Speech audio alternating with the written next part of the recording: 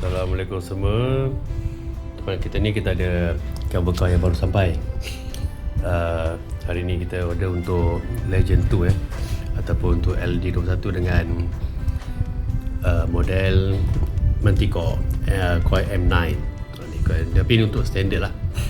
Sekarang dia ada, kita order dua jenis lah. Satu yang untuk standard dan ini untuk underwater.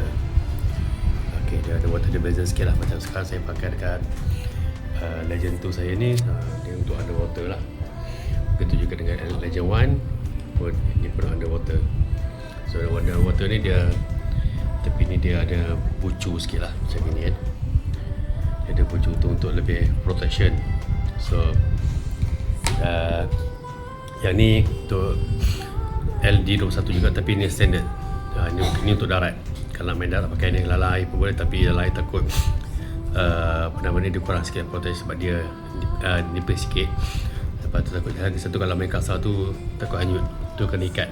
Tapi kalau yang underwater, insyaAllah. Tadi pun nak pasang ni pun punya kemain susah. So cara pasang ni, ikat je kabel tight dekat dua bahagian di hadapan dulu, lepas tu baru tarik sikit-sikit bagi masukkan keseluruhan coil lah. So hari ni kita ada warna putih. Okay, ni dia ajaib sikit. Ni lain sikit lah, ni underwater juga. So ni apa kelebihannya Kita lampu dia glow in the dark. Okay, glow in the dark. So, kalau nak main malam pakai ini pun menarik lah. So nampak lah. Kalau kau ada layar tu bercahaya lah kan. Interesting. Lampu itu je lah hari ni. Nak cerita sebenarnya jajan raya kuih raya tak pada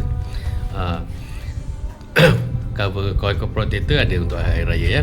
Okay, mana-mana yang order tu esok kita hantar. Bye.